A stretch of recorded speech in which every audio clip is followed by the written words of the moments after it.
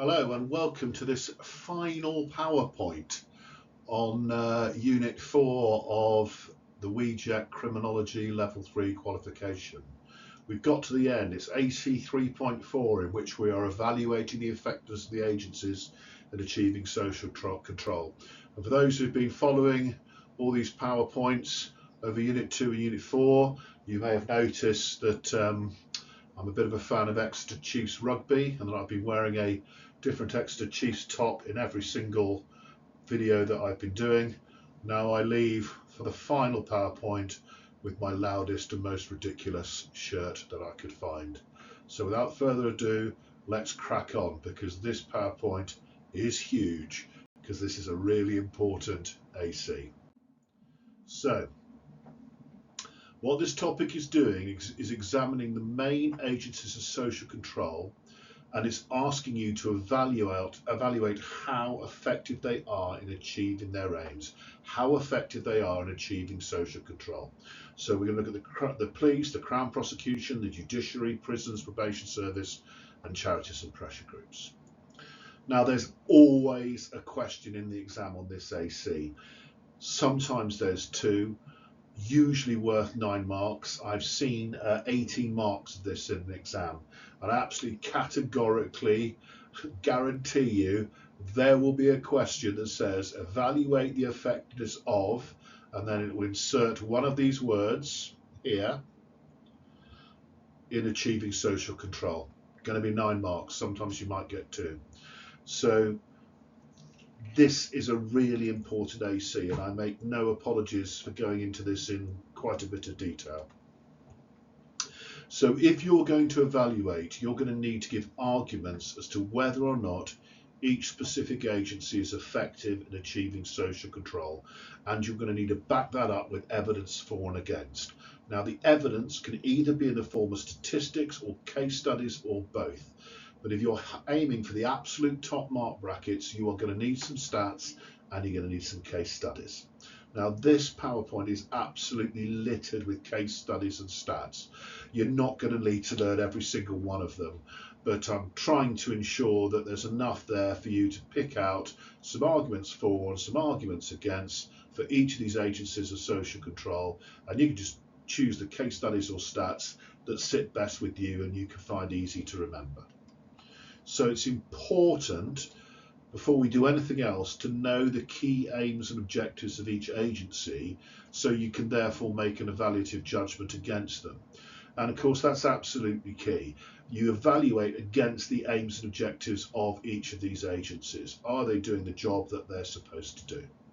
So let's kick it all off by looking at the police.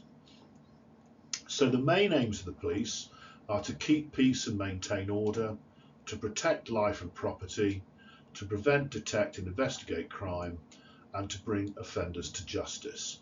And we would evaluate their effectiveness against those aims. So are they doing what they're supposed to do?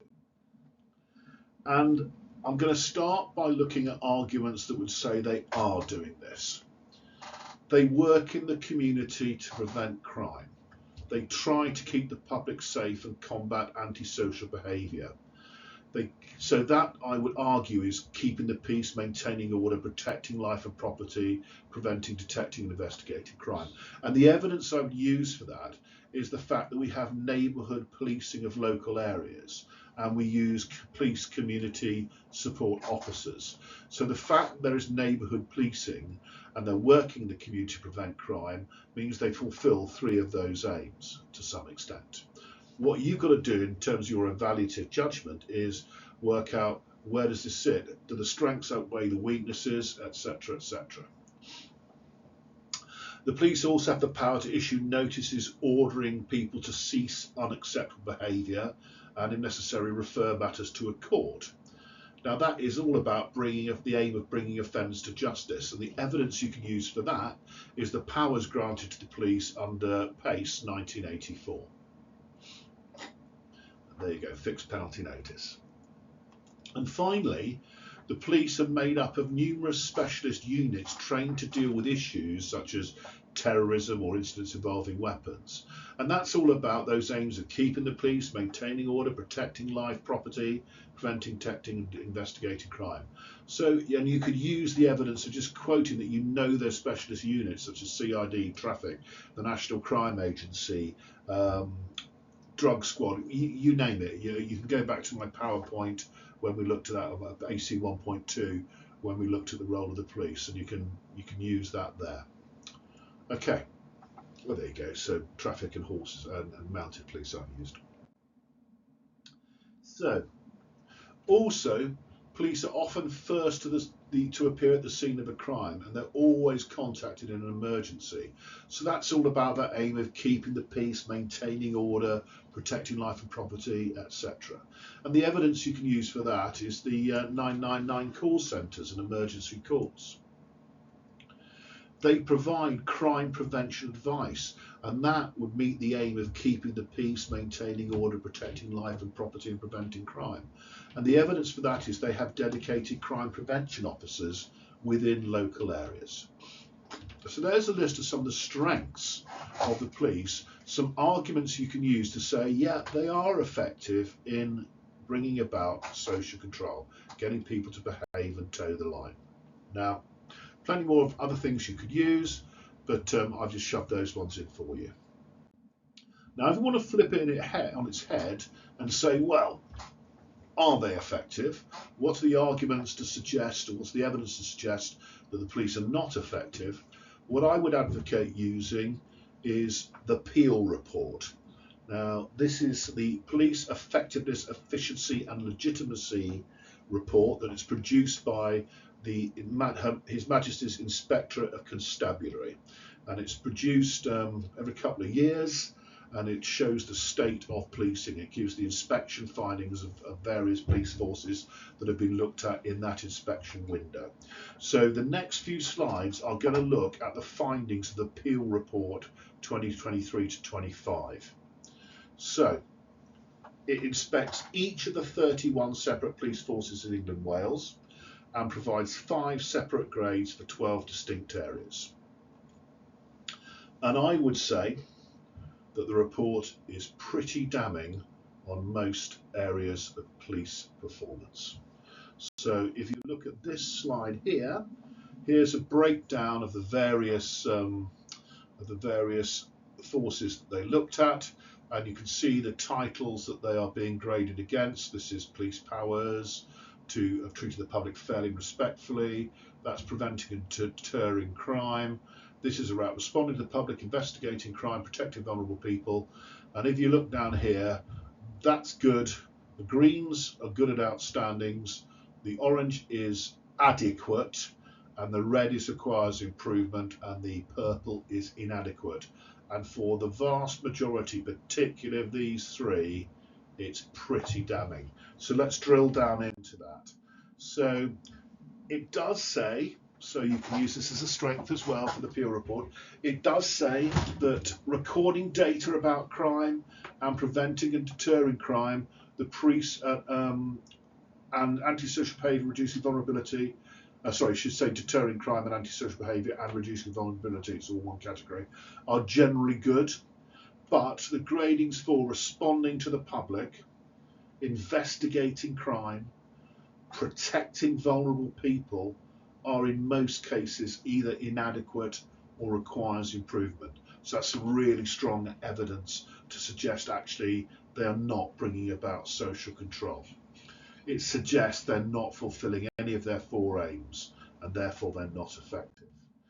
And the report is particularly damning of the largest police force in the UK, the Metropolitan Police.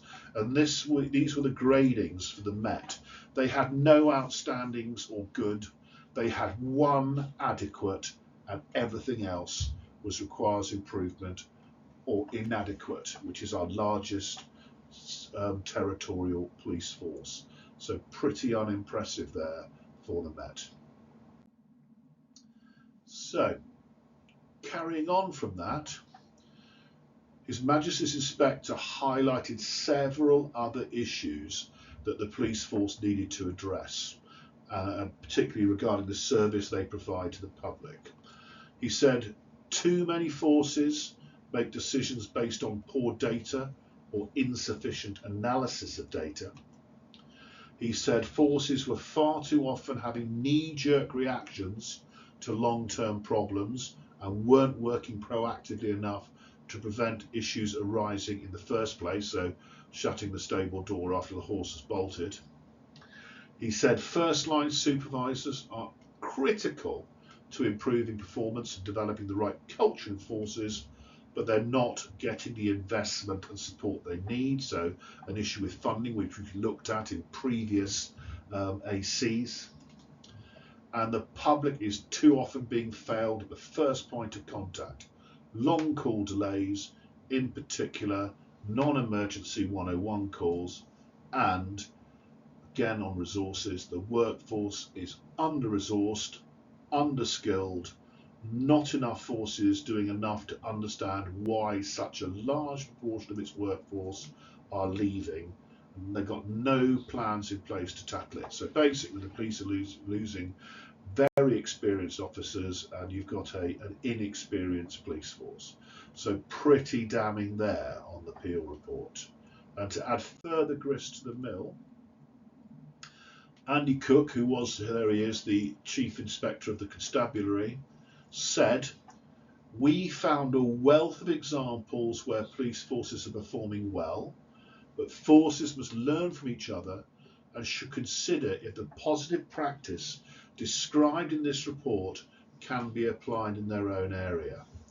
And here are the telling paragraphs for me, and I put them in bold to just emphasise this. And the Chief Inspector said, "But the public are still being let down too often by policing, and there are several improvements the forces have to make. One of the first things they need to do is get better understanding, managing their own performance. Without this, they cannot provide the level of service that the public deserves." And he also said, and I found this particularly damning, "The public's trust and confidence in the police are at an all-time low." So it's vital that forces take heed of our findings and work quickly to rectify the issues that have been highlighted in this report. Remember, we police by consent. The public have no confidence in the police aren't be able to investigate crimes because the public won't help them, and so you don't get social control. So fairly damning, the Peel report. And as well as the Peel report, if you choose not to use the Peel report, you can use statistics. And so I'm going to blind you with statistics. Again, you can't be expected to learn all of these, just one or two would help you. And if it's me, I'd have three arguments for, three arguments against. That's probably giving you enough in a 9-mark question. If you can expand a bit, you might want to go for a few more. So if we look at police numbers and budget, we've talked about this in previous ACs. There were in 2024 147,746 police officers. Now that is the highest number of police officers that we've ever had. Not by much, but it is the highest. But between 2010 and 2018, the number of police officers fell from 143,000, so it's not that much difference, to 122,405, with numbers then increasing again from 2019. So but for 8 years, the numbers plummeted and we lost over 20,000 police officers. Now that was linked to a reduction in government spending on the police. After the 2008 recession, the coalition government carried out this policy of austerity which hit every agency of the criminal justice system, and that meant that police service expenditure fell sharply. It went from 19.3 billion a year in 2009 to 16.35 billion in 2013. So a cut of effectively £3 billion, and that's what led to that cut in personnel of 20,000 police officers. Police service expenditure remained below 17 billion a year until We started to increase that in 2017, 2018. Most recent is 25.29 billion for the 2022-23 year. Now, the reality of that is the reduction in funding and police numbers between 2010 and 2018 goes some way to explaining those findings of the Peel report. If you're underfunded, understaffed, you're not going to be solving as many crimes because you don't have the people to do it. You're going to have to prioritise the more serious crimes because those are the ones that you have to deal with, which means something's got to slip, and that be that burglary, shoplifting, whatever. Something has got to give because you do not have the personnel to deal with the issues. And if you can understand that, you'll go some way to explaining why we are in the mess that we are in. And there you can see the number of police officers, which starting in 1979 was rising steadily, get to about 2008, 2009, suddenly, whoa, massive dip. Now, if you look at that huge dip in police officers, what is that going to do to the crime rate? Is that going to decrease the crime rate, having less people to solve crime and respond to emergencies, or is it going to increase the crime rate? Are you going to have more social control in that time scale, or are you going to have less? Well, the answer is obvious. You are going to have less. So moving on with some stats. Consequently, guess what? We've got rising crime. Well, what a surprise. So between 2002 and 2014, crime rates rose across all 4 areas of the UK, Wales, Scotland, England, Northern Ireland, etc. The sharpest declines occurred in England, Wales and Scotland. So the fall in crime rates seen during this period, so from 2002 to 2014, went into reverse. So we were getting crime down from 2002 to 2014, crime was going down, down, down, down, down. Then we cut all the police in 2008, has a knock-on effect, takes a couple of years to take hold, and suddenly, whoa, up goes the crime rate. So it's jumped from, in England and Wales, from 62 crimes per 1,000 people to 89.5 in 2019-2020. And the latest figure I found, 23-24, it's gone up even further to 110.5 crimes, sorry, 110.5, yes, crimes per 1,000 people, 1 in 10. So when fraud, and if you include computer use and fraud, if you leave those out, it's 89.7. So this is one of the highest crime rates ever, and a massive increase when compared to the mid-2010s before we put in all those cuts. So although some crimes, such as theft, have stayed at relatively low levels, the number of violent crimes has seen a sharp increase. It's risen from 634,600 offences in 2013 to over 2.1 million offences in 22-23. It has virtually quadrupled in 10 years. So if you can't remember the exact numbers, just remember violent crime has effectively quadrupled in the year between 2013 and 2023, over 10 years. So that will help you. So does that show the police are bringing about social control? Does that show they're doing an effective job? Well, you make your own decisions. And here you can see those figures that I was referring to, the crime rate per 1,000 in the population. You can see it's gone down, down, down, then risen up, suddenly dips. That's because of COVID. No one was out committing crime, and it's going right back up again to where it was. So there we go. So we've talked to stats, I've given you the Peel report. Now let's look at some case studies. So one case study you can use as an argument against effective social control is Sarah Everard, kidnapped near Clapham Common in South London and murdered by a serving Metropolitan Police officer, Wayne Cousins, in March 2021. He was sentenced to a whole life order, which is the most severe punishment available in the UK's justice system. and he admitted to kidnap, rape and murder of Sarah Everard.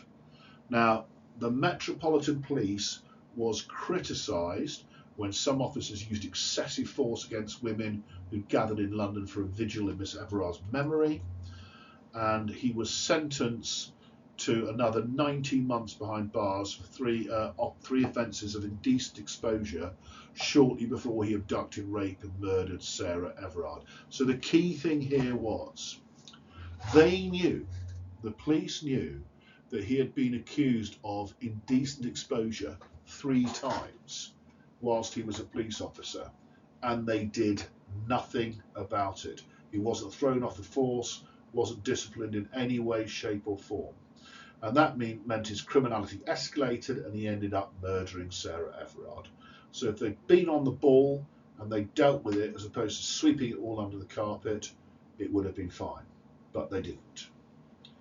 The other case study you can use is Stephen Port, known as the Grinder Killer, killed 4 men over a 15-month period between June 2014 and September 2015. And an inquest into the case in December 21 found the failings by the Met probably contributed to 3 of the 4 deaths. So what they're saying is the Met had done their job properly. Let's think about social control again. 3 out of those 4 deaths could have been avoided. It said officers repeatedly missed opportunities to catch him. There were many similarities between each of the 4 deaths, but police didn't make the link, even though 3 of the victims were found at the same graveyard. Seems a bit strange that you can't make that link, while the other was left outside Port's block of flats. So a bit worrying there. And the Independent Office for Police Conduct heard officers didn't follow leads. Murder detectives turned around requests from borough officers to take over the investigation, and concerns from the victims' families were ignored. Again, it's the Met. See why their PR report is so damning. And you could finally use David Carrick. He admitted 49 charges, including 24 counts of rape against 12 women. Unmasked as one of Britain's most prolific sex offender. Ultimately, he was jailed in 2023. And he was a Met police officer. Number of failings within the force in his case. He joined the Met, so he was recruited as a police officer despite prior allegations. He'd been accused of harassment and sexual assault against a former partner during his probationary period in 2002, but was allowed to pass his probation period as a police officer, swept under the carpet, ignored. Between 2002 and 2008, he was subject to 5 complaints from members of the public, including rudeness, incivility and use of force. The police did nothing about it. He passed checks to become a firearms officer despite a domestic incident which took place in 2004. He was also previously arrested in 2021 on suspicion of rape, but again, nothing was done. And the Met admitted there was no sufficient intelligence checks carried out in Carrick's case, so they didn't do their homework. His exposure prompted a big rethink of police vetting across the country, making sure that when people applied to get into the police, they were vetted properly. Because the last thing you want investigating criminals are other criminals, and that's a big issue, and still has been an issue for the Met. So that's examples of Met inefficiency. The case that you're probably most familiar with, and you'll probably have done this for Unit 3 and Unit 1 possibly, is the case of Stephen Lawrence. In 1993 he was murdered in a racist attack in southeast London, waiting for a bus, jumped by a group of white youths in a racially motivated assault where he was stabbed to death, multiple stab wounds. And the case became a symbol of institutionalised racism in the police force and the legal system. Initially, the police's handling of the case was massively criticised. They lacked urgency, they mishandled evidence, and there were huge campaigns and calls for justice and accountability, most of them led by Stephen's parents, particularly his mother, Doreen Lawrence. And in 2012, two of the original suspects, finally, Gary Dobson and David Norris, were convicted of his murder after new forensic evidence came to light. And those convictions really only came about as a result of sustained campaigning and reforms in the handling of racist crime.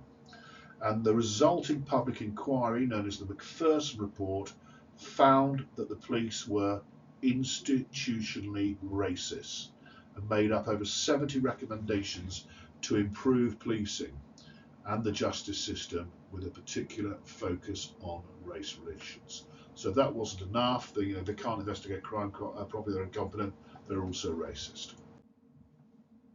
A more recent case that you could use as a case study is the Rochdale grooming case. And this is quite an interesting one because it goes the other way.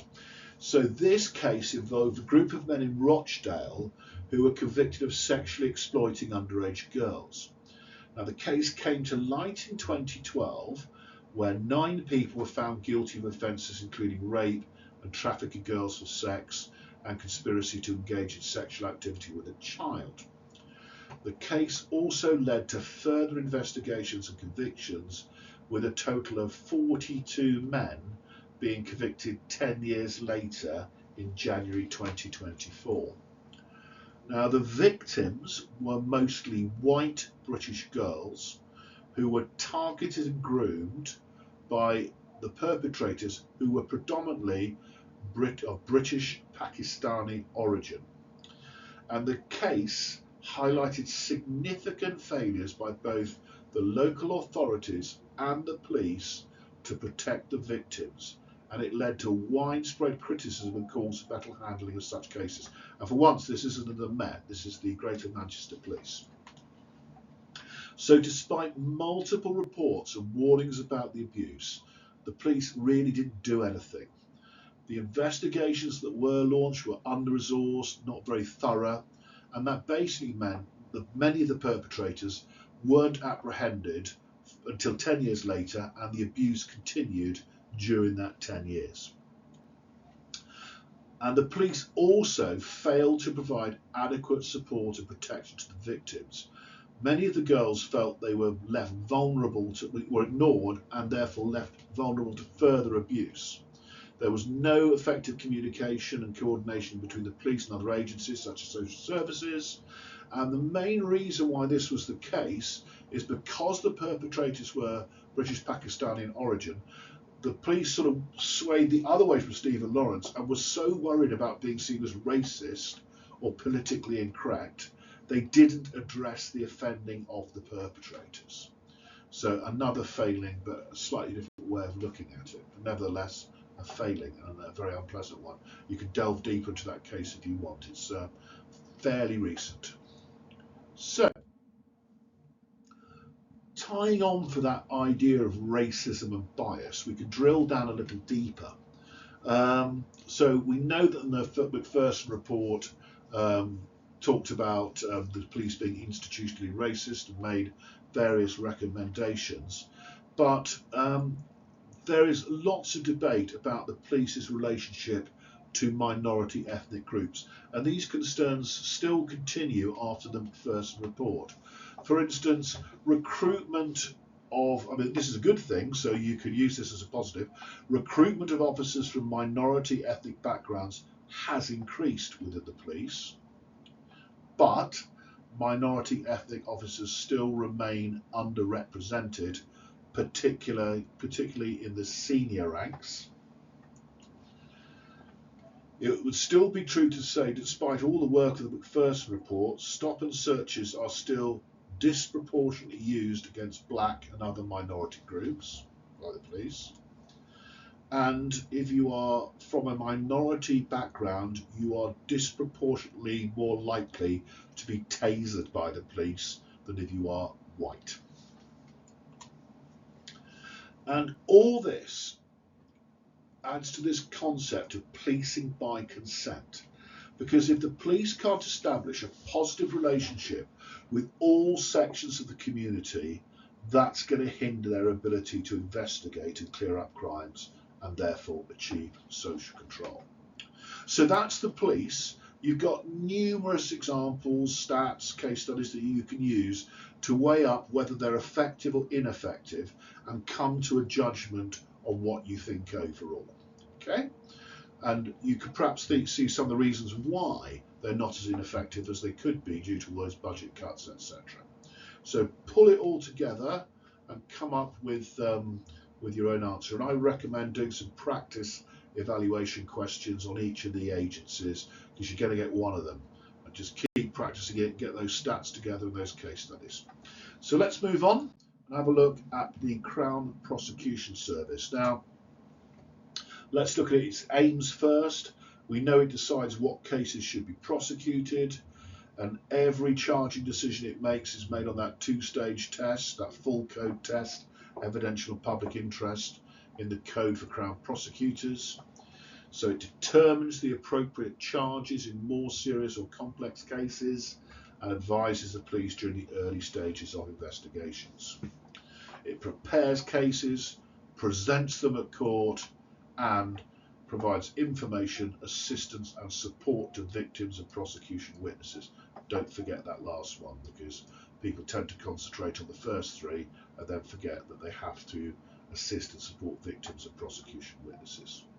So let's dive in for some arguments that the CPS are effective in achieving social control.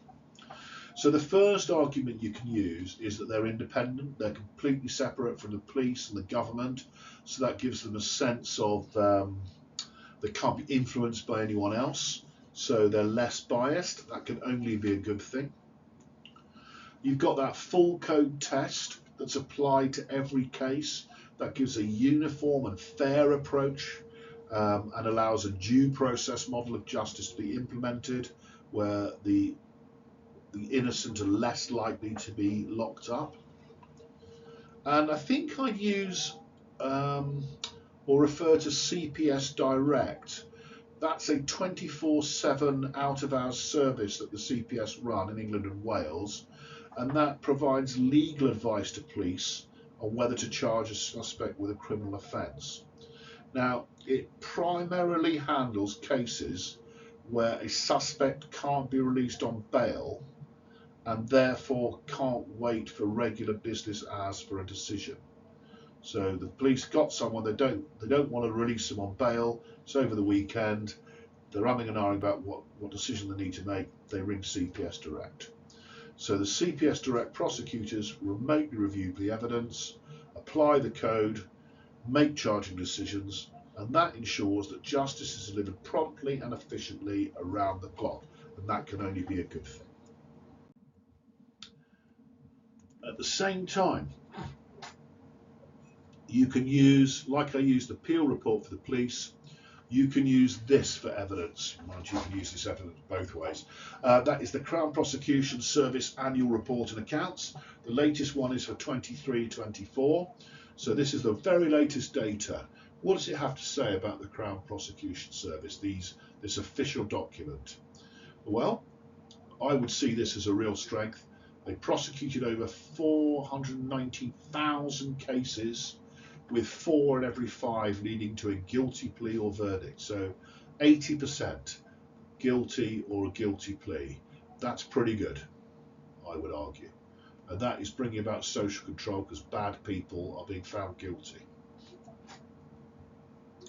There have been improvements in their handling of rape cases. Now, later on, when I look at the failings of the CPS, we're going to talk about rape cases, because they've been panned for their attitude to rape cases, but they have got better recently.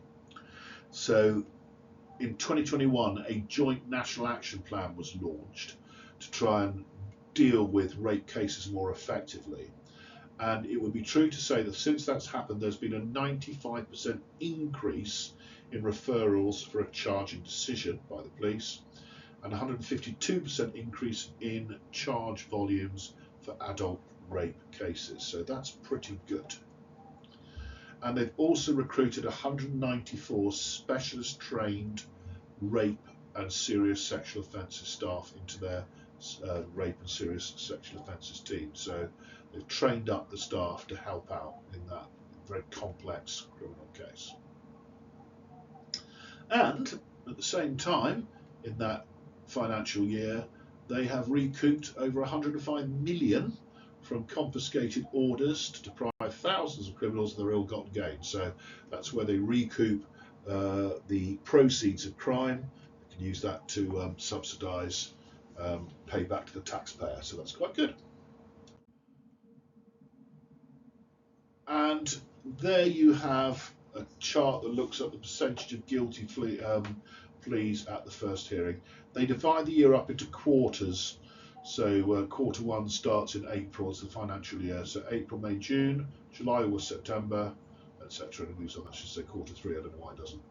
Okay, and you can see there guilty plea at first hearing. Crown courts, magistrates courts, and then all guilty pleas. So in general, they did pretty well. At the same time, you can see the conviction rates between the Crown courts and the magistrates courts, which again is pretty useful. So in general, they get good conviction rate, around about 80%. They're doing their job. They're holding guilty people to account. However, rape cases are an issue. There's been a lot of criticism of the CPS in its handling of rape cases. And it all broke in 2018 when the Guardian newspaper reported that the CPS's specialist rape prosecutors had been advised to drop a number of supposedly weak cases. Now, the CPS was trying to ensure a high proportion of successful prosecutions because prosecutions are expensive, it's the public's money that's being used, and they didn't want to take cases to court that they thought weren't going to get a guilty verdict. However, rape is a particularly difficult crime to get a guilty verdict on, because in general it's a case of he said, she said. It's very much hearsay. And this meant that the CPS decided to drop cases involving the rape of younger victims because they were seen as less reliable witnesses, students, and those with mental health problems, because they were the cases that juries had been shown to be less likely to convict. Now, fair enough, those cases may not get a guilty verdict. But what does it actually mean if you don't take those cases to court? Well, Alison Levitt QC makes it really clear what it says. She says, well, if you don't prosecute rape, particularly on those cases, if you only prosecute safe cases, what message does that send to the attackers?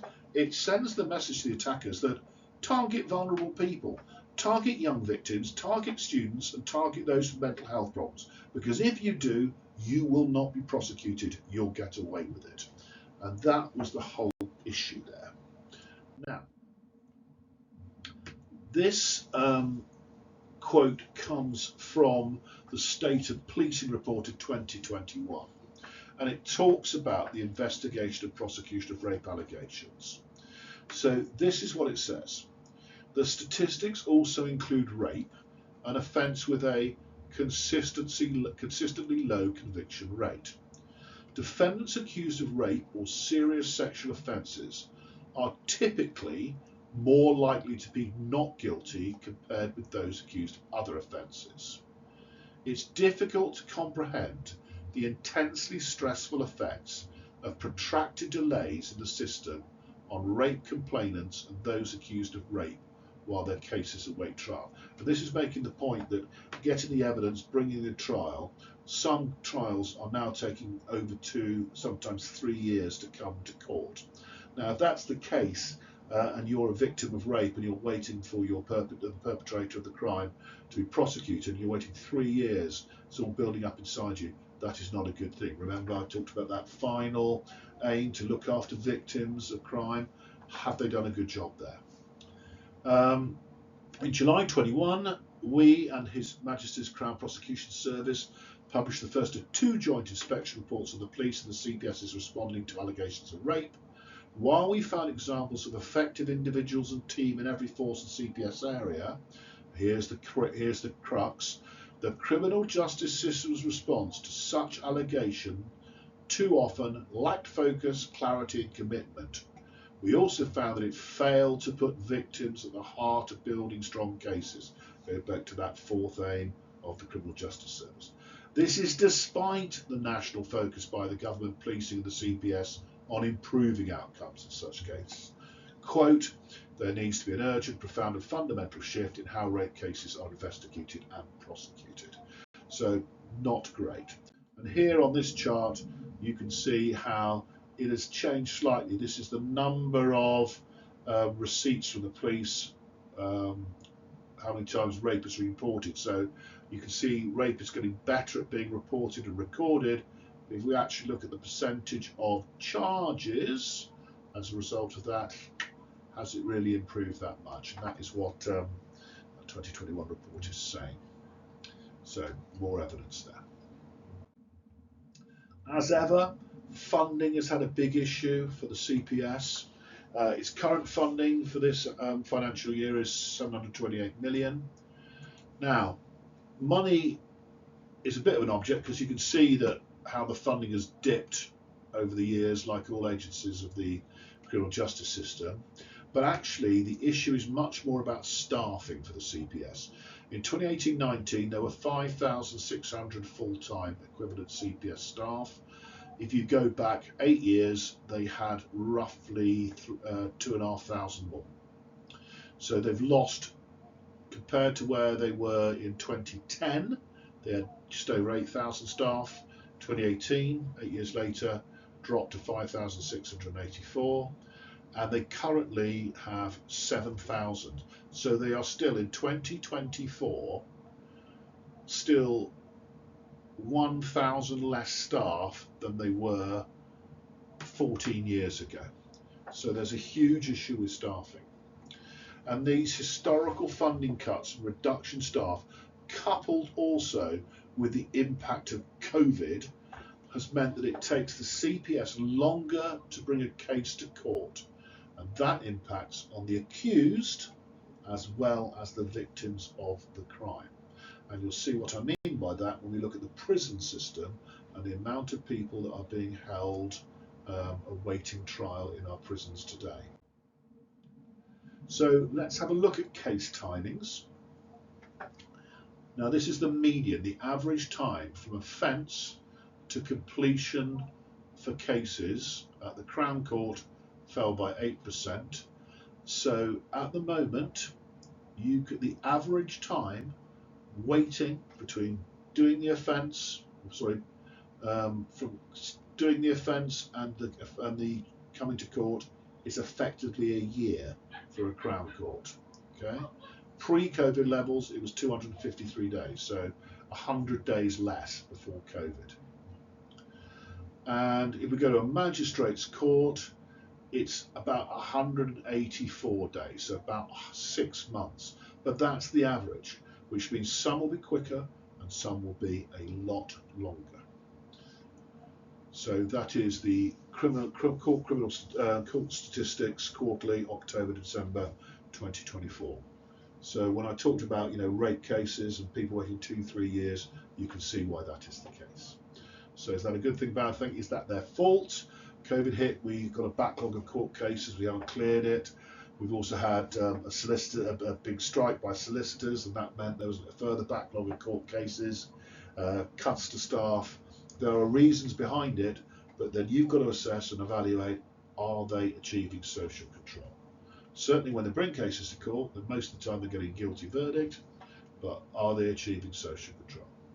And the final little slide I've got, which I picked up from that document, it gives the latest data from the CPS, the second quarter of 24-25. So this is from July to September 2024, and they're saying now, and there's some really good things in this and some bad things in this. So they're saying, right, we've upped our charge volumes overall, so that's good.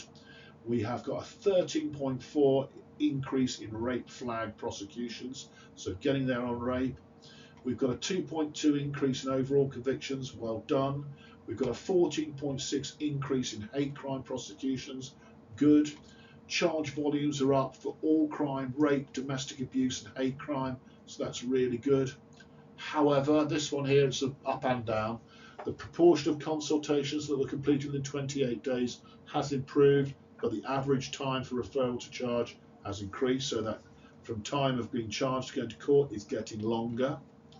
There have been increases in prosecution and conviction volumes across the Magistrates' Court and for rape flag and hate crime flag cases. That's really good. But court backlogs have continued to increase, and the proportion of prosecutions stopped as a result of a victim no longer wishing to or being able to support the prosecution has increased. And that, I think, is linked to cases dragging on, and victims going, I just can't cope with this anymore, I cannot deal with it any longer, the wait. So that is a possibility there. Might be wrong there. So there's the stats. You make the decision, but let's have some case studies just in case. Now you'll know Damilola Taylor, I'm sure, so you can use this one. How the reputation of the CPS was damaged as a result of the case of Damilola Taylor. Heavily relied on the evidence of a 14-year-old girl, and when it came to court, the evidence was thrown out of court because she was clearly lying. And basically, the prosecutor said, the defence said, well, it was obvious that she was a liar. Why on earth did the CPS go along with this? You know, they hadn't checked it thoroughly, brought a whole case to court that wasted money and got thrown out. Or you could use this one, the case of Liam Allen, which is a much more up-to-date one. Very good interview here with one of the prosecutors for BBC, talking about the lack of funding and the effect it's having on cases and miscarriages of justice. Well worth a look. So Liam Allen's case is a notable example of miscarriage of justice due to failures in disclosure. Now, in 2015, he was accused of multiple counts of rape and sexual assault by his ex-girlfriend.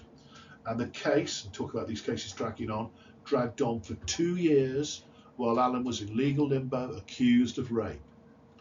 And during the trial, there was a turning point when it became clear that crucial text messages from the complainant's phone, his girlfriend who claimed she'd been raped, were finally disclosed. And when those messages came out, it showed that the complainant had actually asked for sexual contact and expressed fantasies about violent sex that completely contradicted her allegations. So the prosecution then dropped the case immediately and acknowledged that there had been a serious miscarriage of justice. So this case highlights systemic issues in the handling of evidence, of disclosure by the police and the prosecutors, prompting calls for urgent reforms. And you could use this as an example of a case study for the police as well, because they were the ones that didn't do enough digging on the phone. But there we go. And you could use the case of Caroline Flack. So ex-Love Island contestant in December 2019, she was charged with common assault on her boyfriend Lewis Burton, and then she committed suicide in February 2020, 1 month before her case was due to go to trial. Now the CPS were criticised as a result. After Flack's death, her management company said the CPS should look at themselves for pursuing a case that was not only without merit, but not in the public interest, and resulted in significant distress. They said the CPS were aware of her vulnerable state, but still pressed charges. And further criticism mounted against the CPS because they continued with the prosecution, even though the victim, Lewis Burton, withdrew the complaint. And the CPS responded by clarifying its procedures, said its decision to prosecute is based on the full code test, a realistic prospect of conviction, and whether it's in the public interest. It further explained that the victim withdrawing a complaint doesn't automatically stop a case, especially in cases of domestic abuse, which is a government priority at the moment. But after all this, a review by the CPS found the case had been handled appropriately and in line with published legal guidance, though many people, including Flack's mother, rejected this finding and claimed that she wouldn't be dead if the CPS had just dropped the case. So you can use the case of Caroline Flack if you so want. So that's the CPS. Hopefully that's made sense. Got lots of arguments for and against, case studies and stats. Let's move on and look at the judiciary.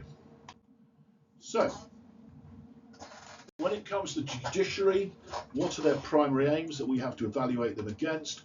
Well, they interpret law, they apply the law fairly and evenly, they manage trials, and they pass sentence in line with judicial precedents. That's their main role.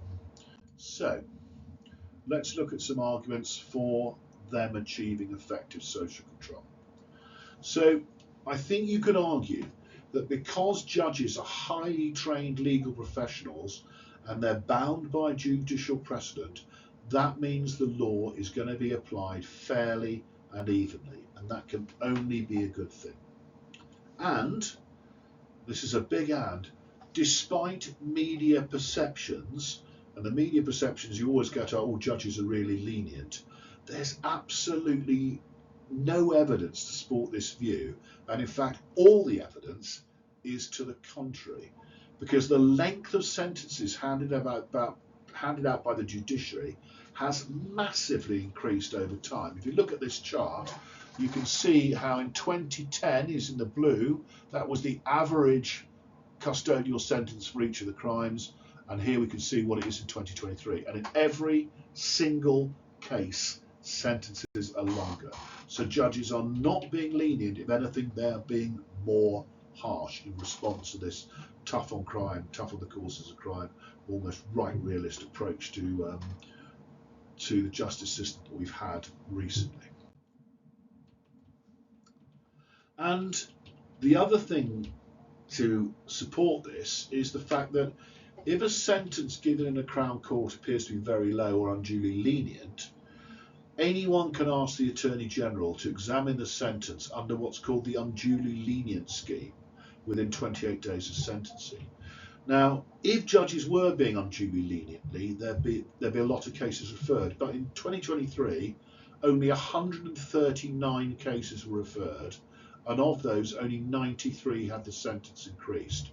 The remaining 46 were unchanged. That is a tiny, tiny, tiny amount of the numerous sentences that are given out in courts every single year. So that's strong evidence that the judiciary are not unduly lenient. And if they're not being unduly lenient, they're enforcing the law, they're enforcing social control. And there's also lots of strong evidence to support the fact, I spelled too wrong there, to support the fact that the courts are getting their verdicts correct. So in magistrates' courts, the magistrates give out the verdicts. Between April 1997 and July 2025, so that's over 27 years, the appeal courts, so you would go to an appeal court if you thought a verdict was wrong, they received a total, so we're talking about 28 years here, 33,715, so it's just about 1,500 a year. That is a tiny percentage given the tens of millions of cases that have taken place over the time period. 32,374 applications were completed, 1,148 is still under review, further 193 are still awaiting consideration. But of all those applications, in 28 years, only 879 cases were referred to the Court of Appeal. 854 of those have been heard, 598 were successful. In the rest, the decision was upheld and 18 were abandoned by the applicant. So the reality is only 598 cases in 20 odd years have resulted in an overturning of a verdict.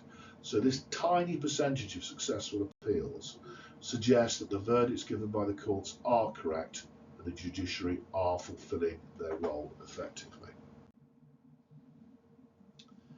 Now, the biggest criticism you could perhaps have of the judiciary is the fact that they do not represent society as a whole. The judiciary is often criticised of being unrepresentative and therefore unable to understand society and its issues. And so the argument is, if we have a more diverse judiciary, including more women, That brings a wider range of perspectives and experiences to the legal system, and that leads to more comprehensive and just outcomes. Now, what's our evidence for this? Well, judges are generally from the higher classes. A report by the Sutton Trust in 2019 found that 65% of senior judges had been privately educated. They went to posh schools. Now, that is against the national statistic, which is about 7%. 52% of judges went to Oxford or Cambridge University. It's less than 1% in the general population. Now, you might turn that on its head and say, we want our judges to be really well educated and really clever. That's a good thing because it's a really important job. But at the same time, if you went to a posh school and you went to a posh university, does that mean you understand everything about society or not? And the government stats in October 2024, if you want to quote these, 89.6% of court judges are white and 38% of court judges are women. So it's not reflective of the breakdown of our society. And the case study you can use for this is that of this lady here, Lavinia Woodward. Now, in 2017, she was convicted of stabbing her boyfriend. She was an Oxford University medical student and she wanted to be a heart surgeon. She'd attended a prestigious international school and could afford a top criminal lawyer. And when she was sentenced, Judge Ian Pringle QC told her that a jail term could damage her prospects of a medical career, and instead she was given a suspended sentence. Now, the judge said that prison would be too severe a punishment because it would, quote, prevent this extraordinarily able young lady from following her long-held desire to enter the profession she wishes to. He described her as having an emotionally unstable personality disorder, an eating disorder, and drug and alcohol dependence. Personally speaking, my opinion only, if I had a heart surgeon about to operate on me, I would not want them to have a drug and alcohol dependence and an unstable personality disorder. I don't think that's the best thing for a surgeon, personally. And many people say, well, if Lavinia Woodward had been black and living on a council estate in Liverpool or Manchester or Hull or whatever, and she stabbed her boyfriend, is it likely that the same sentence would have been handed out by the judge, or would she have had a custodial sentence in the local NIC? I'll leave you to make up your own mind, but perhaps that's a good example of what could be seen as judicial bias. Right, so that is the judiciary. Strap yourselves in, here comes prisons, and it's a longie. So, the aims of our prison system. I've got these in the order. So, to carry out the sentences of the court system by holding prisoners securely, to protect the public from criminals by holding prisoners securely. So, first one is they just got to do what the courts tell them to. Secondly, you're protecting the public by keeping prisoners locked up, and helping those who've been convicted to rehabilitate and lead law-abiding and useful lives both in prison and after they've been released. So, let's look at some arguments for effective social control.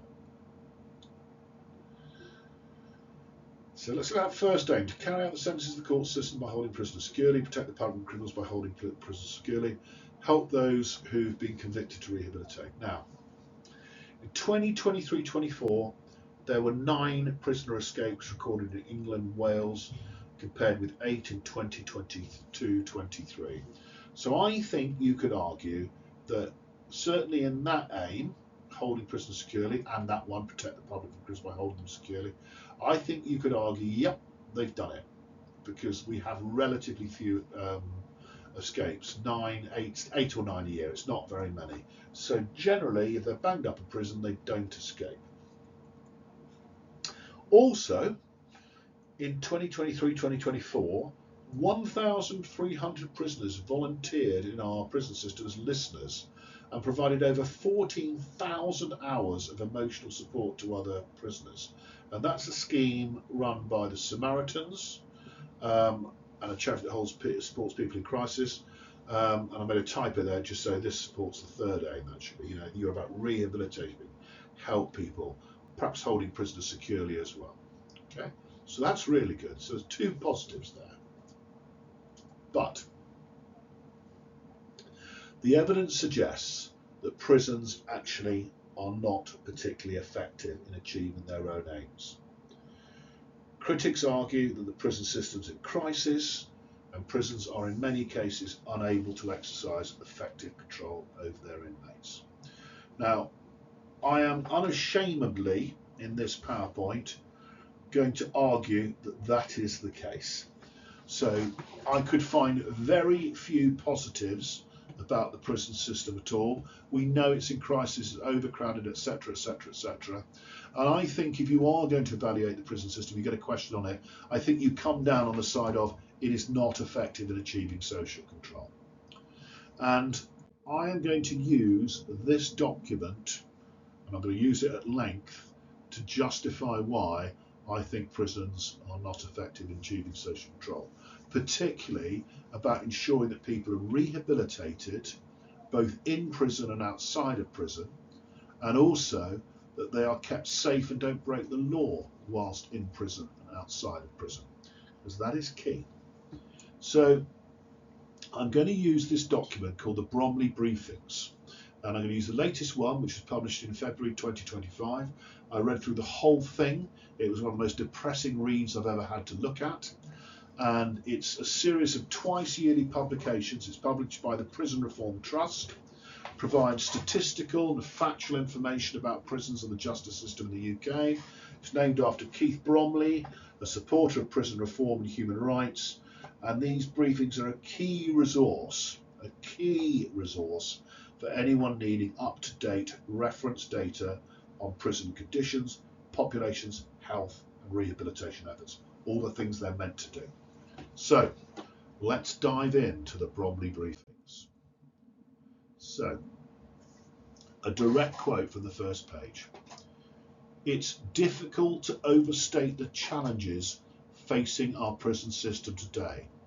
As chief executive, I've seen firsthand the human cost of overcrowded, under-resourced prisons that too often fail the people within them and the communities that they serve.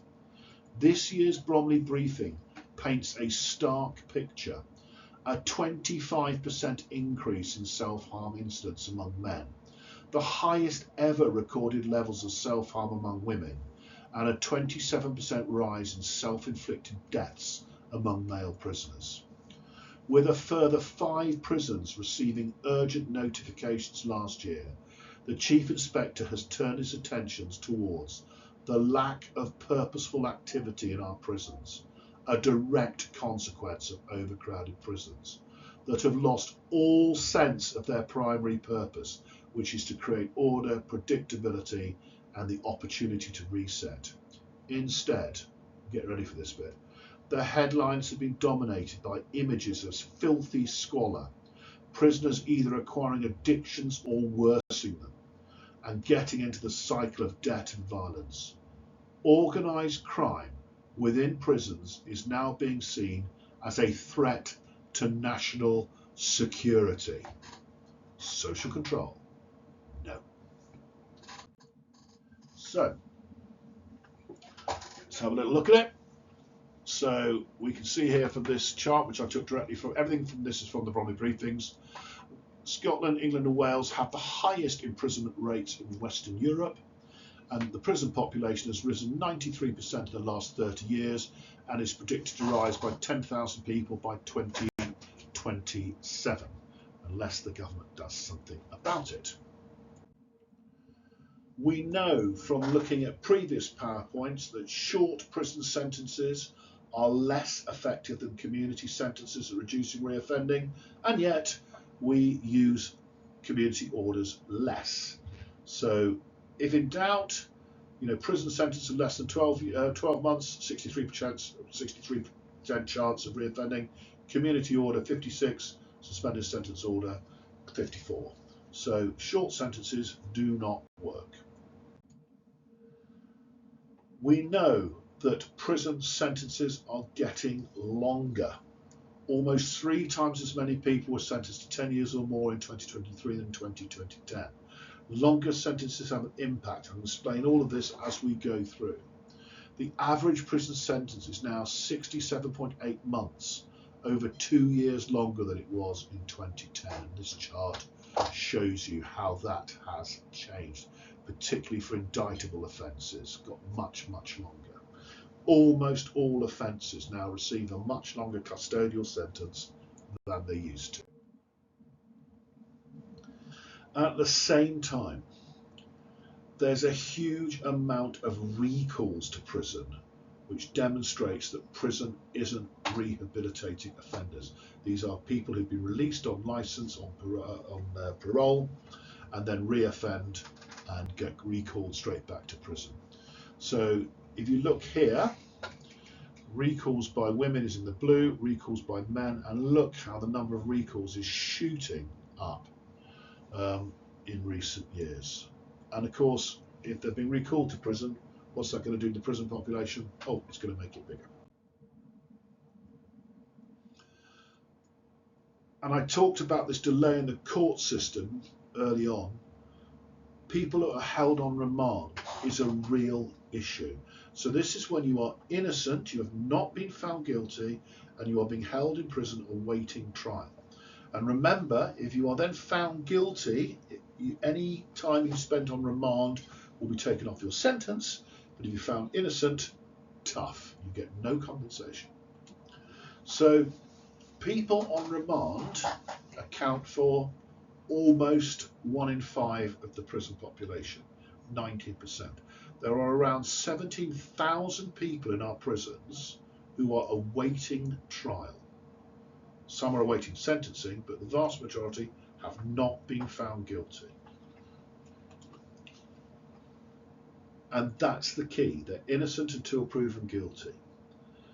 There were 37,869 receptions into prison before trial in the year June 2024. So that means 37,869 people were put in prison awaiting trial in the year 2024. An 11% increase on the previous year. So we're not giving people bail as much as we were. And the Bromley briefing makes the point that 40% of those people that are on remand are on trial for non-violent offences. Generally it's drug offences and theft, but they're non-violent. So this idea of protection, is that a good, is that fulfilling that aim or not, protecting the public? Who knows?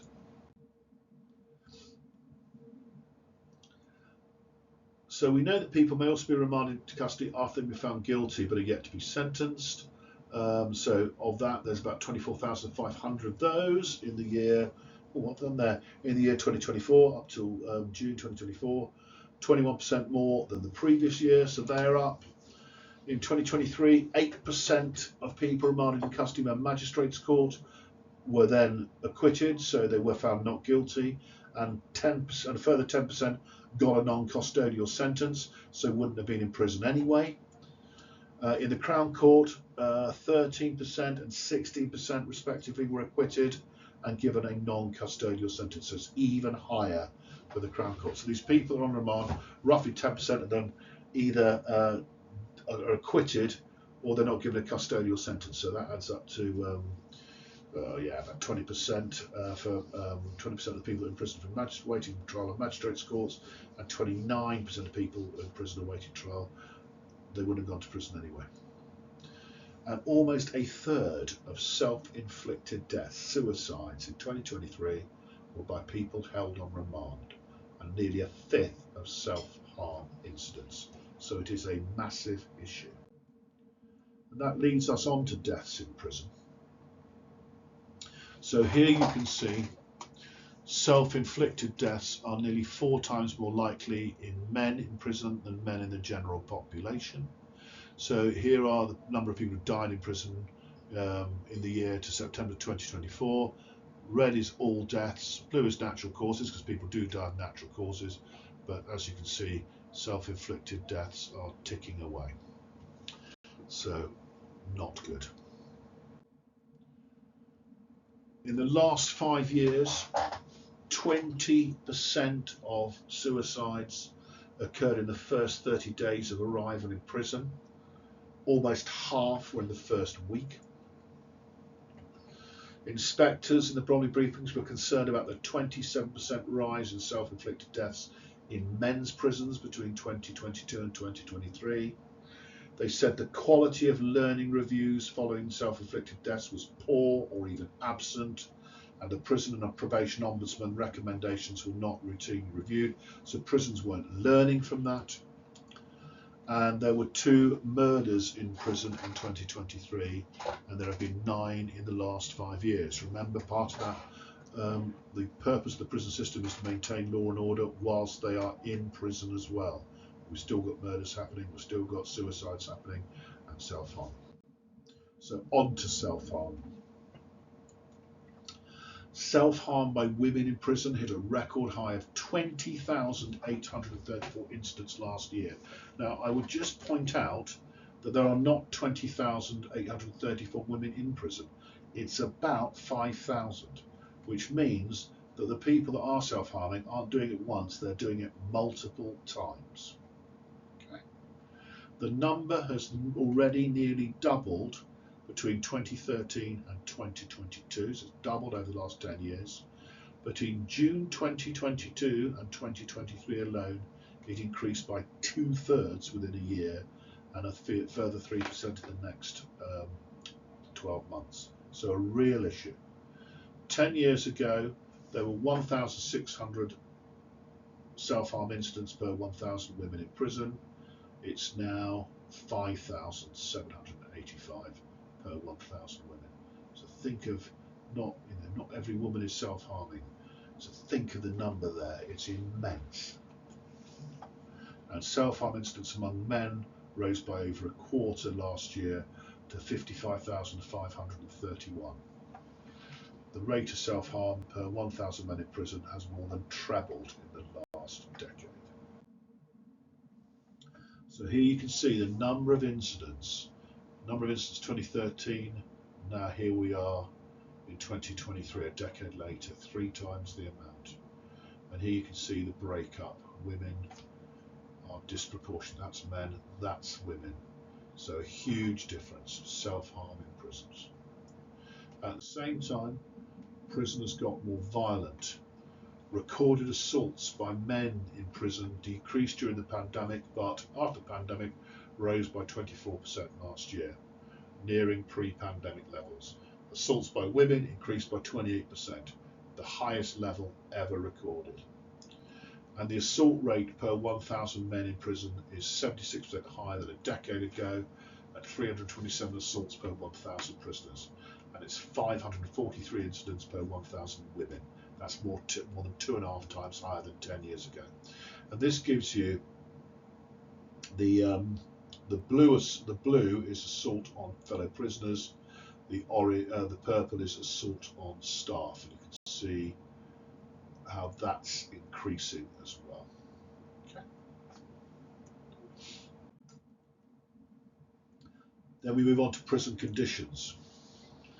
Nearly half of prisons, 42%, were judged to have concerning or seriously concerning performance in 2023-24. Inspectors judged that almost 4 in 5 inspected prisons were poor or not sufficiently good at providing purposeful activity, compared to 93% in previous years. Inspectors highlighted dilapidated, filthy and deteriorating conditions in men's prisons. They talked about dirty wings, limited access to cleaning equipment, pest infections, mouldy and poorly ventilated showers, and broken heating systems. And just look at the state of that cell. And then around a quarter of people in prison are housed in prison with Victoria era accommodation, over 200 years old, not fit for purpose. The prison estate had a critically urgent shortage of capacity in 2024. It triggered a host of emergency measures. In the first 8 months of 2024, the prison estate almost always had fewer than 5,500 places left in operational capacity. What it means by operational capacity, it's not whether it's overcrowded or not. That is the absolute maximum they could fit everyone in, 3 to a cell, etc. The prison system's been overcrowded every year since 1994. Over 20,500, so a quarter of the prison population, are held in overcrowded accommodation. But there is light at the end of the tunnel. The Labour government has committed to continuing the prison building programme, as promised to deliver another 40,000 places by 2031. So they are going to build some new prisons. So that's one good thing. And resources remain an issue, because between 2010 and 2011 and 2014, the prison budget was cut by 20%. It has increased in recent years, including an 8% rise in 23-24, but its resources budget is still 6% lower in real terms than in 2010-2011, and of course the population's doubled. The cost of a prison place hasn't really much changed. It goes up according to inflation. In 2023, when this was written, it was 51,724. It's just a little bit more than that at the moment. But the number of frontline operational prison staff was cut by 26% between 2010 and 2017. So during the time when our prison population doubled, we got rid of prison staff, 26% of them. Less prison staff, twice the amount of prisoners. Now, there are nearly 1,700 more officers than there were in 2021, but there are still 5% fewer than in 2010. And let's not forget, 2010, between now and 2010, the prison population has doubled. So there's still less prison officers now than there were in 2010, but there are twice as many prisoners. That cannot bring about social control. And there you can see how it's dipped. Okay, prison population, and there's the ratio. Bonkers. And the other thing that's really important to understand is that whilst they've recruited new prison officers, actually prison officers do not have a lot of experience. Those with more experience are leaving, and increasingly, so these people with 10 or more years, as you can see, there's a huge decline in those with experience and a huge increase of people with less than 3 years experience, which means they don't know how to deal with things. So that is an issue. And at the same time, we've had in the past major breakdowns of order and loss of control by staff. We had riots in HMP Birmingham in 2016. That was the worst in 25 years in the UK prison history, due partly to staff shortages. Been a series of lesser incidents. In 2018, there was disorder at several prisons, including the Mount, Long Lartin and Bedford. So I think I'm going to make the case that there isn't social control in prisons, and it's not doing its job in reforming. So what I've tried to do in this slide is sum up the whole problem in a nutshell, and it's like this vicious circle. So the first factor is we get successive governments, both Labour and Conservative, that have this right realist, tough on crime approach, which leads to people being given longer prison sentences. Now, the result of longer prison sentences, prison numbers will go out because more people are going in and less people are coming out of prisons.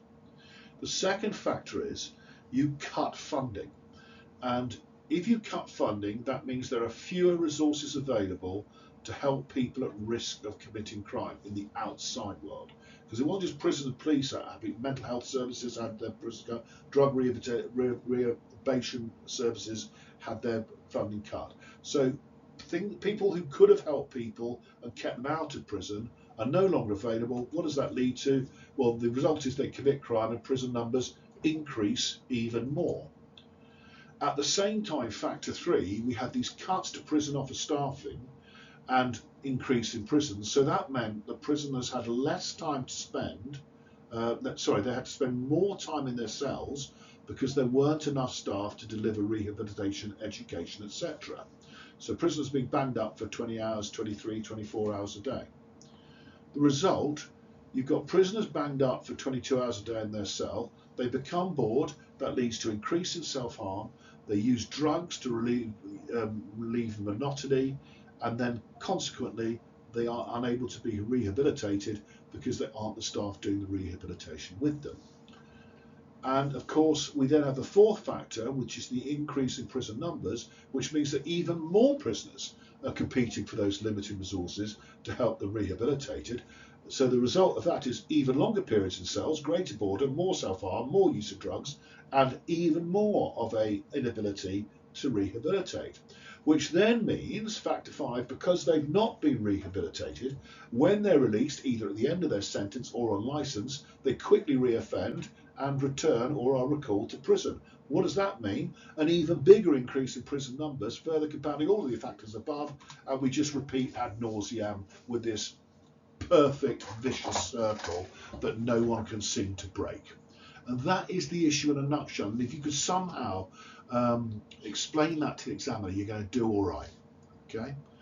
Perhaps more so for the previous AC, but it just shows what the issues are.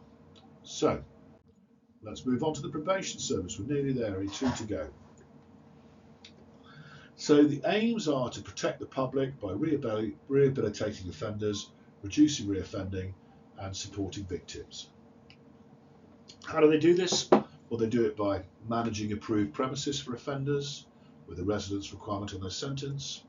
They do it by assessing offenders in prison to prepare them for release on licence to the community, whether they come under when they do come under probation service supervision. They help all offenders serving sentences in the community to meet the requirements ordered by the court, and they have to communicate with and prioritise the well-being of victims of serious sexual assault or violent offences when the offender has received a prison sentence of 12 months or more, or if they've been detained as a mental health patient. Now, you can't do anything on this without talking about privatised probation and the failure of CRCs, community rehabilitation companies. Now, the current probation service was founded in 2010, following a massive overhaul of the system. Prior to 2021, did I say 2010 then? 2021. Prior to 2021, the majority of its work was shared between the National Probation Service and privately run community rehabilitation companies, the latter of which, the CRCs, dealt with the majority of cases. Now, in 2018, 19 and 2021, the CRCs missed their targets, and a report by the House of Commons said that £342 million had been spent on CRCs with no clear benefits. Offenders' housing needs were met less often.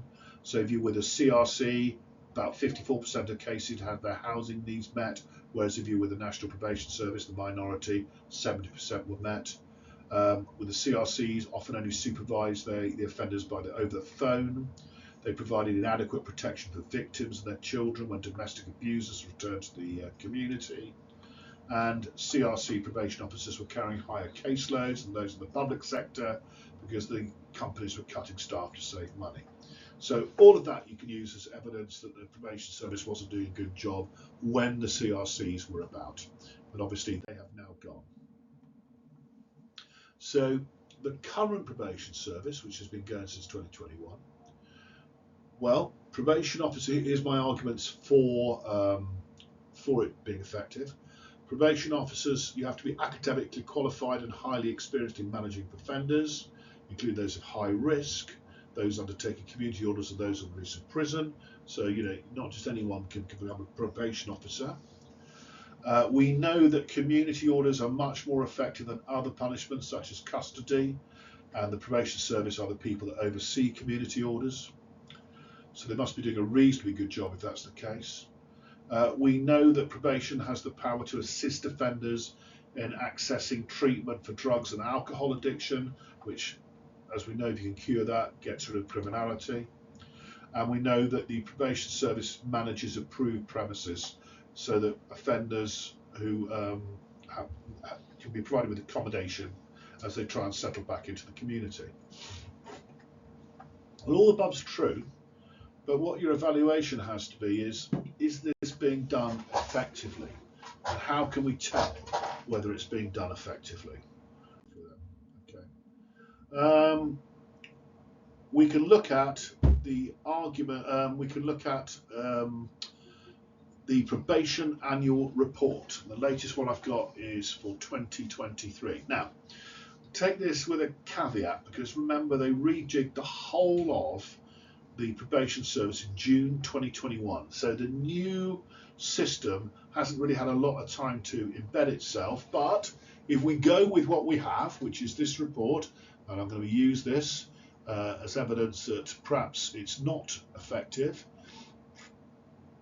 These are the inspections of various probation units, and as I put, it doesn't exactly set the world alight. Red inadequate, orangey requires improvement, good is green. Well, there you go. One good out of all of them. Not good. Probation delivery units is the posh name for the probation service in a particular area. Not all of them have been looked at, but of the ones that were inspected, only one was good. So that's not great. As I said, it doesn't set the world alight. And you can see here are the scores, the overall rating. So there's only one good.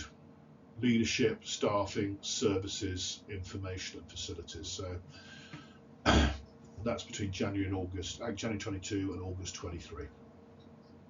Do what you want. And all I've done now is pull out a few things which seem to, from this report, which seems to suggest that all is not rosy in the probation service at the moment. So they highlight this issue with staffing. It says, while staffing levels have varied between regions and have started to show some signs of improvement, generally our inspections have shown insufficient staffing levels, with some areas having chronic staff shortages. 29% probation officer vacancy rate. Now, if you don't have the staff, you can't do the work with them. And if you don't have the staff, then the staff you do have got a higher caseload, and therefore they're not going to do as an effective job. And it says, whilst the number of trainee probation officers has increased, the number of staff leaving the service has also increased, particularly those with over 5 years experience. So just like the police, the prison service, you're losing experienced staff. It talks about workloads going up. They're not manageable or not at all manageable. That's due to staff shortage. That management is insufficient, ineffective or absent in 72% of cases. That there are high sickness rates. Working days are lost due to sickness because of the stress that people are under due to the high workloads. Staffing is a real issue with the probation service. There's an issue and you haven't got the staff, you cannot provide the service, and therefore you cannot achieve social control. And it said our key findings are overall ratings were disappointing. Well, yeah, look at that. Clearly they are. The quality of casework has got worse since the new probation service started. 2/3 of inspected cases were not sufficient on assessment of risk of serious harm, the weakest area. Chronic staff shortages. The underlying needs of people on probation which have driven their past offending, so accommodation, employment, drug and alcohol use, are not being met. Delays in meeting court orders, delivering behaviour programmes. But he says there are some positive performances around victim service and terrorism offenders. But all in all, it's not very rosy. So you can use that as evidence, but you can also use some case studies, and I've got a couple for you. The one I personally would use is the one of Joanne Dennehy, British serial killer responsible for the Peterborough Ditch murders in 2013. She murdered 3 men, attempted to kill 2 others during a 2-week spree.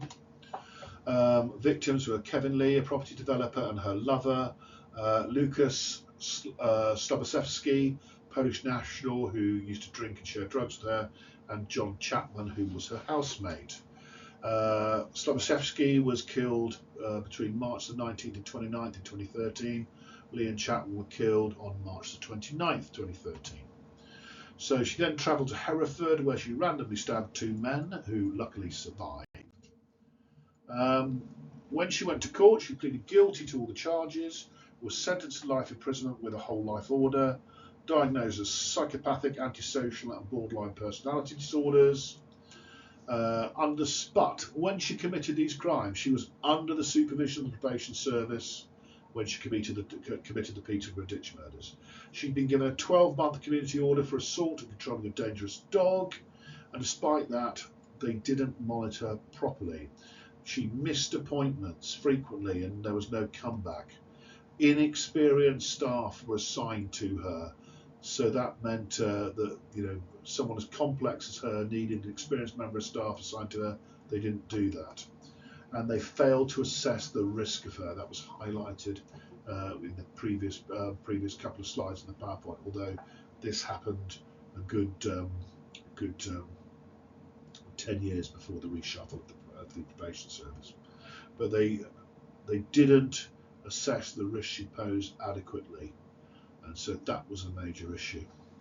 The other person you can use is this guy here, David Braddon, top right, who brutally attacked Connor Markle. This is Connor at the Trico Bay Caravan Park in Porthcawl, South Wales in 2015. Connor Marshall, an 18-year-old holidaymaker, was mistaken for Braddon's ex-girlfriend's new partner. So he mistook him for someone else. Braddon, who was under the influence of cocaine, attacked Connor as he returned from a pub with friends, beat Connor severely, stripped him naked, continued to assault him even after realising he targeted the wrong person. Connor died of his injuries 4 days later in hospital when his family turned off his life support. At the time, Braddon was under the supervision of the probation services when he murdered him. He had a history of violence and had been recently convicted of drug offences and assaulting a police officer. The probation service responsible for monitoring was the Community Rehabilitation Company of Wales. It was privately run at the time, example of CRCs not doing their job. An inquest into Connor Marshall's death revealed significant failings in the probation service. Coroner criticised the woefully inadequate support provided to the inexperienced probation officer supervising Braddon, who was overwhelmed with casework. And there you have that issue of inexperienced staff yet again. So that is the probation service. Finally, we move on to our final agency and we look at charities and pressure groups. So, nearly at the end now, folks, so I know it's been a long one. So, charities, I'm going to go straight into the arguments for effective social control. They're a really important part of the criminal justice system because they complement the various government agencies to help bringing about social control.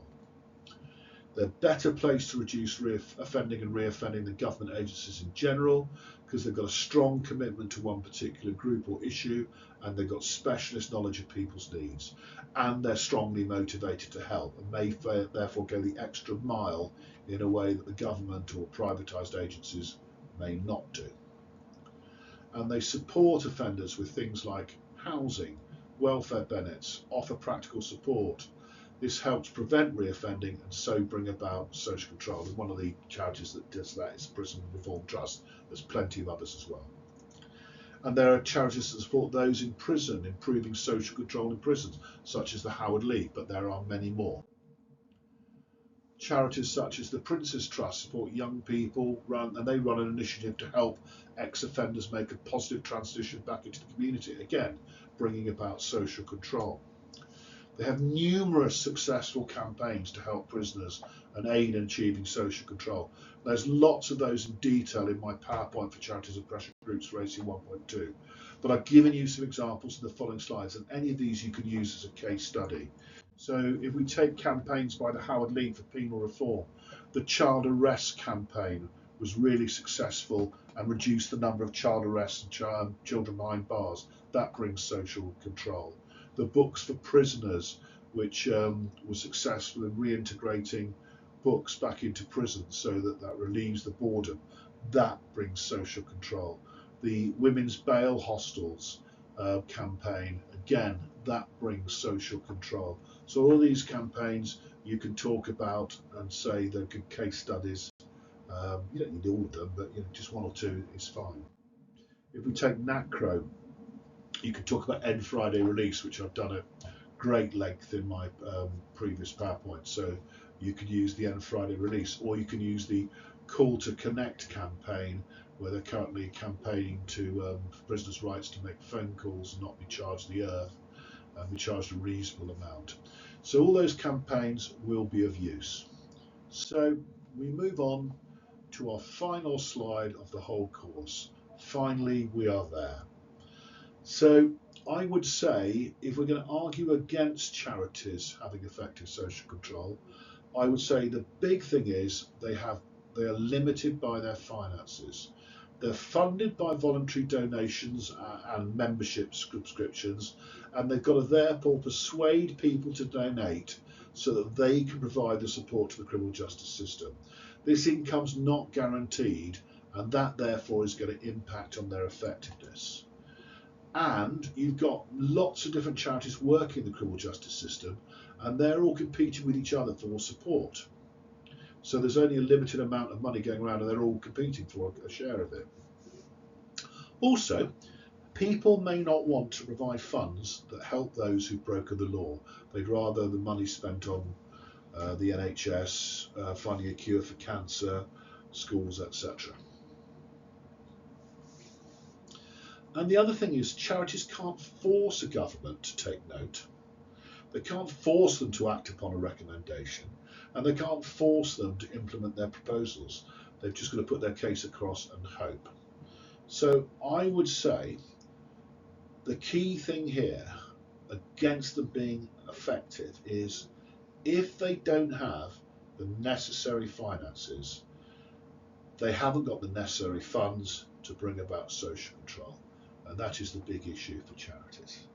So that is it. A long recording, 78 slides, but it's a really important AC, and I hope you found it useful. That is me done. That's the whole course done.